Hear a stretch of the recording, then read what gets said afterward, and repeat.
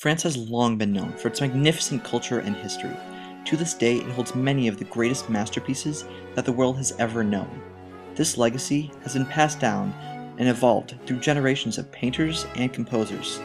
One important step on this journey is the Baroque era. The Baroque era was one of the richest and most diverse periods in music and art history. It spanned 150 years, which can be broken down into the early, middle, and late Baroque periods. Although our main focus will be in France, our journey begins in Florence, Italy, where Jean-Baptiste Lully was born on November 28, 1632. At a young age, he studied music, and when he turned 14, he moved to France with Roger de Lorient so that his niece could have someone to practice her Italian with. He played both the guitar and violin, but focused his free time on becoming a composer. He was also a phenomenal ballet dancer, and at the age of 20, danced for King Louis XIV's court. From there, he earned the title Composer of Instrumental Music for the King. In 1661, he became a French citizen and was promoted to Composer of Chamber Music for the King. When Italian operas were first performed in France, they did not go over well. It took many years for the first French opera to be a success, after which Lully took interest. In 1672, Lully obtained the exclusive rights to produce operas in Paris. He developed a type of opera that was exclusive to France, where it dominated for many years until another composer advanced the opera even further. Jean-Philippe Rameau was born in 1683. The first part of his life was lived without public fame. It was not until his Traité de l'Harmonie in 1722 that made him famous. 4 years later, his Nouveau Système de Musique Théorique led to a public uproar. His operas challenged the identity of French opera. Many who were accustomed to Lully's operas did not like the changes that Rameau brought.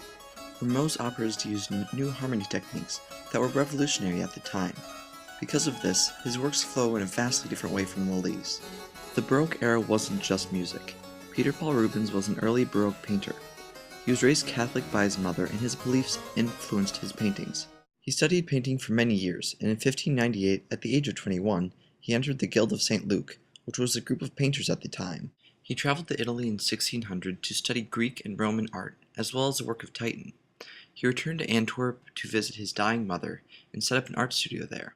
He took on many pupils to assist and learn from him. His paintings were primarily based on historical figures and events. One of Rubens' best students was Anthony van Dyck. Anthony was born in Antwerp in 1599. He studied under Hendrik van Balen for several years before opening his own studio. When Peter Paul Rubens started a studio in Antwerp, Anthony van Dyck joined him. They worked together for many years, and their work became famous across Europe. Anthony's works were not overly dramatic, which made them highly sought after by Protestant courts. They developed their skills to make vivid images defined by bright colors to show motion.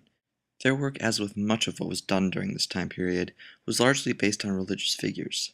Their art served as the building blocks for the rest of this time period, and it influenced artists long after.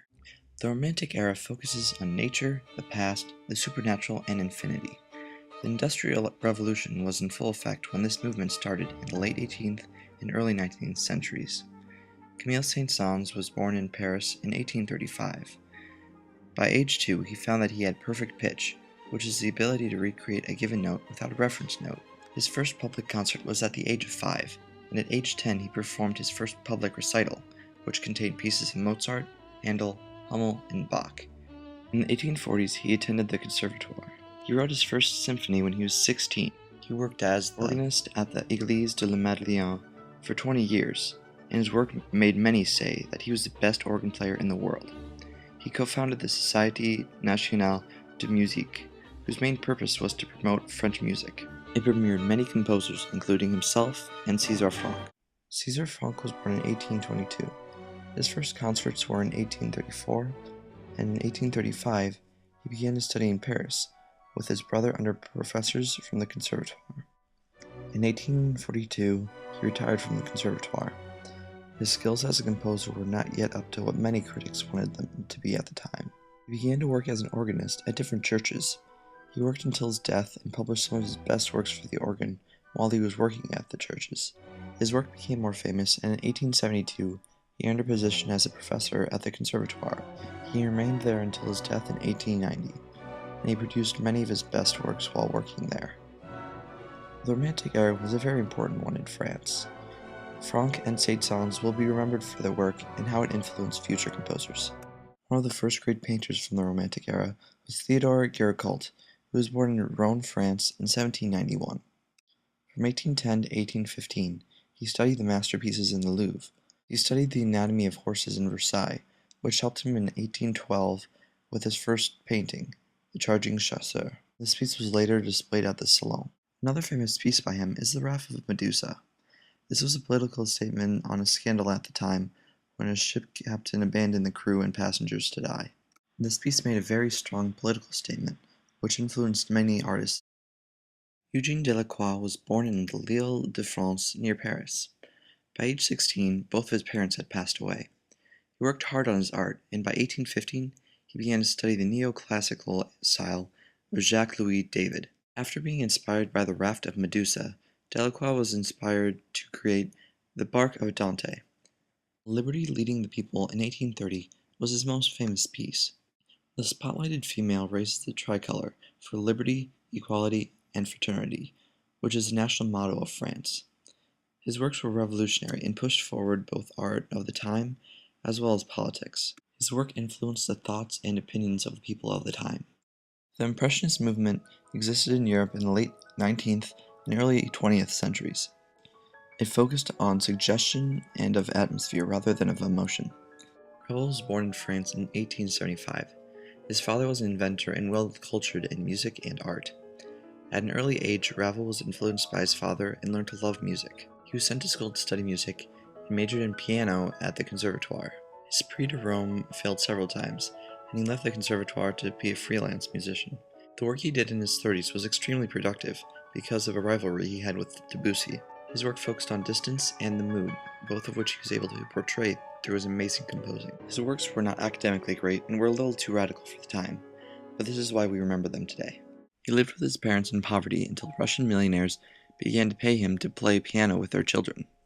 In 1873, he entered the conservatory. During the summers at the conservatory, he would play piano across Europe. The extremes of his life pulled him in many different directions, and left his early work feeling very sensitive. He won the Grand Prix de Rome that he and Ravel had fought over. Debussy did not think of his music as impressionistic, and frequently spoke out against those who would call it as such. He lived a very difficult life, and many believe he was even suicidal. This pain comes through in his music. He worked to portray emotion and illusion in his music. What made them so great is that they could understand the emotion that each instrument they used to compose with could portray. Two leaders of the Impressionist art style were Claude Monet and Edward Degas. Claude Monet was born in Paris on November 14, 1840. He learned to paint landscapes from Eugene Boudin. Rather than simply draw small sketchings of landscapes, Monet would draw entire paintings outdoors, which was very unusual. In 1865, he has his first painting accepted into the Salon. He decided to join other artists who wanted to paint everyday life, rather than traditional subjects of the past. The Society of Anonymous Painters, Sculptors, and Printers had an exhibit in 1874 and featured Monet's Impression, Sunrise, which caused critics to call them Impressionists. The term was fitting, for their paintings seemed to be almost unfinished. The bold brushstrokes and strong colors were very different from classical painting techniques, but they were used to capture a moment in time. These artists all contributed to their own era in the evolution of French music and art. They're extremely diverse, and their individuality is what makes the progression through the history of art and music so interesting.